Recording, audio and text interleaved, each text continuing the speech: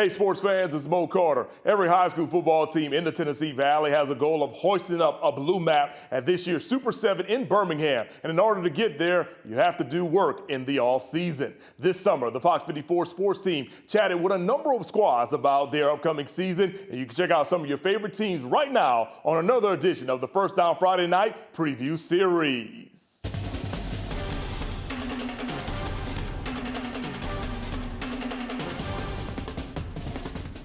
Well, fortunately or unfortunately, it's kind of like riding a bike. 2 years ago when I hired in at Shoals Christian, I was about a week behind when I hired in at Colbert Heights. So familiar with the situation. As I mentioned earlier in an interview outside, my wife likes to remind me that short time period takes away a lot of your freedom of choice. So in a way it's a negative, but in a way it's positive because it streamlines everything for you and you can only focus on the basics. So we're fortunate enough that Coach Justin Spann, who I've coached with before, had hired in May, so he's very familiar with some of the things we like to do offensively and defensively. So there was a jump start there in the summer on some of those things, some of those philosophies we share together. So I kind of got a little bit of a head start even though I came in late. Coach Vick, this is your second head coaching job, and you've been assistant at Mars Hill. How has that experience helped you build a resume so far going into your second head coaching job? Well,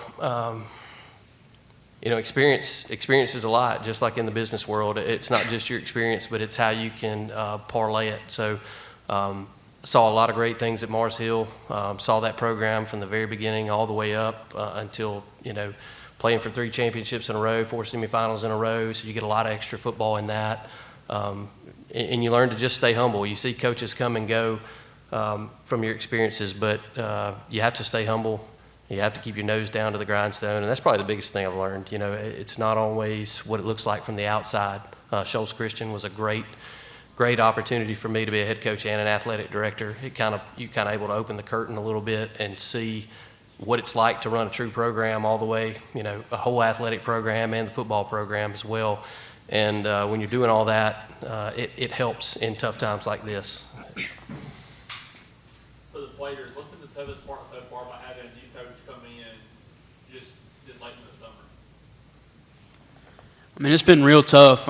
Since our old coach left, the toughest part has really just been getting to know the coaches. But, other than that, they've really done a great job of coming in and just pushing us to be the best we can, and just discipline is their main thing, and they've just done a great job coming in this late in the summer and just really pushing us like they do. I'd say losing Jeffries was very hard on us. We've had him since our freshman year. But I think Coach Vick's done a great job getting the ground running, and he's fitting very well here. I guess just the changes the new coaching staff brings, the challenges, the just ways they do stuff. Like he said, Jeffries leaving was hard on us, but I think this new coaching staff will get us through it. I think the hardest part was adapting to the new head coach, but I think the way he coaches is going to benefit us. Coach, one thing's for sure, you keep calling him Mr. Acock, and you call me Tracy. Okay? I can say one thing, Coach Vick is a winner, and Coach, there's always this old saying when somebody goes to play Colbert Heights, they say we got to go up on the mountain. So restoring that, when people just do not want to come on, how important is that to you in this program? Well, it's very important. First of all, there's a lot of pride in being on the mountain. I heard that so many times in the welcome to the mountain. It's a special place. And I think these guys will attest what I tell you the first day. We may not win every game, but these people are going to know they've been in a fight when they leave us. And win or lose, they're going to respect us for our effort and our intensity. And we won't quit, and we won't back down. And we're not going to tolerate it. I think they know it. We asked them when we came in. Somebody said, how is it that you adapt? And to your point, you say, all right, guys, what do you expect out of this season? And when they say, hey, we want to win, it takes the choices out of it. There's only so many choices, and there's only such a standard if you want to win. And there's the right way to do things. And that made it easy for us. When we're all in agreement we want to win, then everybody knows, hey, it's not personal. It's just what we've got to do to get the results we want. Coach, in game 1, you played Cherokee, a team you played a team you coached at Shoals Christian twice. Shoals Christian has beat Cherokee 6 years in a row now. Colbert Heights has beat Cherokee every year since 2003. And scattered like 15 or so times, but how does it feel playing in a familiar opponent week one? You're not going to play somebody new necessarily as far as like the opponent wise. Well, these games the football is shaped funny, I'll say that. It can bounce a lot of funny ways and do a lot of things. These guys know I put zero stock in who we beat before, how many times we beat them. I don't fear anybody that we play. I respect everybody that we play. And I'm trying to get that. That's kind of maybe the attitude I want our guys to have is it doesn't matter who lines up across from them. We're going to respect you, but we're not going to fear you. We're going to play hard and compete. And any team can beat another team on a given day. I think we won a game last year we shouldn't have won, and some of that has to do with injury and other things. So you never know what it looks like week one. So we're not going to underestimate anybody. We'll go in fresh and get after them.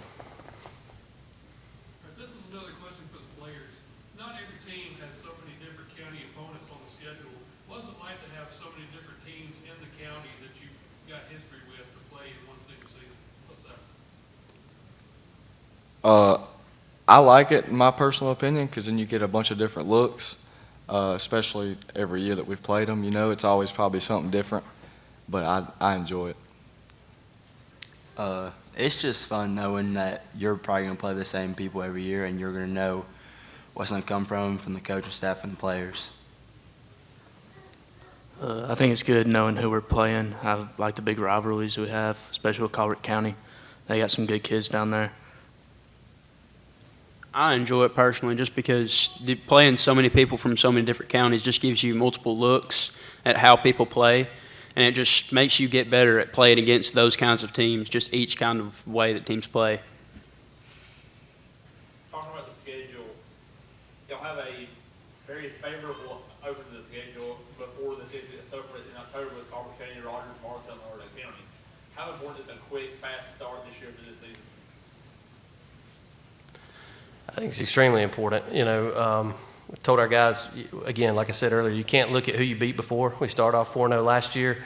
We ended up 0-6 on the second half. Had some unfortunate injuries and some other things going on there. I think Coach Jeffries did a great job with those guys and told them our goal is to finish strong, but we've got to start strong to finish strong. So we're going to take it a week at a time from a coach's perspective.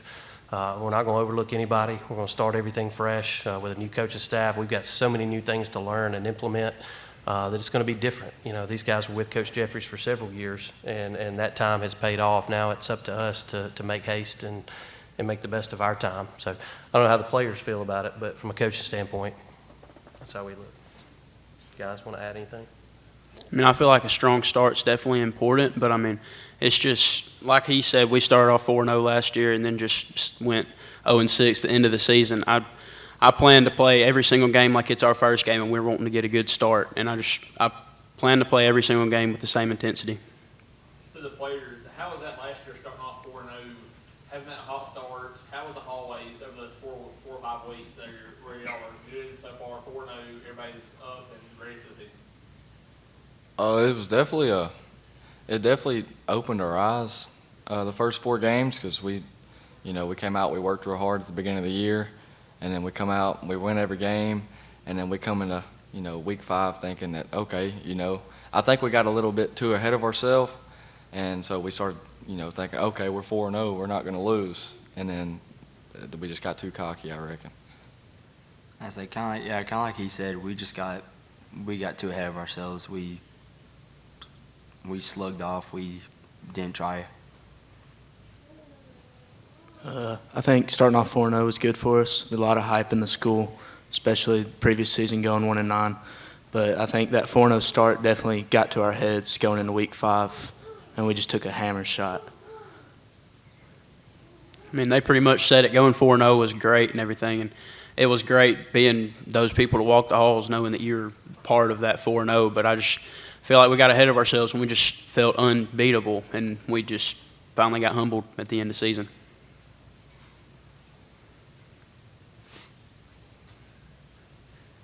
What's the funniest thing the coach has ever yelled at y'all during practice? During practice or in a game? Well, either. Well, I remember Falkville. we went into the locker room, and Coach Robinson last year, one of our players cut on quarterback sneak, and of course that didn't really make Coach Robinson very happy, and he kind of yelled at him for that, and we've never let the player that done that live that down. I'm trying to think. I don't know. There's been a bunch of times. I mean, at practice and everything. I'd say most of the times when we'll poke fun or run up to coach and like tap on him and stuff, and he'll shove back and just make us laugh a little bit. That's always been fun to me.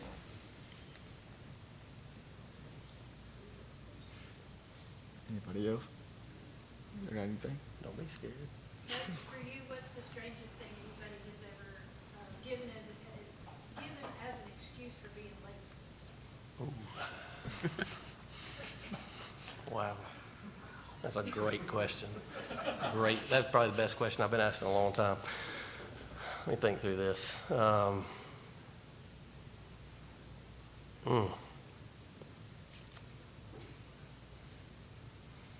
She stumped me. I'm thinking back through all the years here. We've had some good ones. Obviously, you get your coach, I was sick. Coach, I had a dentist appointment. One guy said he had to go get, instead of saying he had to go get a haircut, he said he had a hair appointment, which everybody teased him about for a while. A little bit longer hair there, so a different kind of haircut. So that was a good one. I had the old Tommy Boy bees excuse before, where coach, got bees in the car, had to get out and run around. I'm scared to death of wasps. So heard that one once. That was a really good one. That was probably from my first 2 or 3 years at Mars Hill. So that one always sticks with me a little bit. A brand new season of Fox 54's First Down Friday Night begins on Friday, August the 22nd on Fox 54 and the Fox 54 Plus app.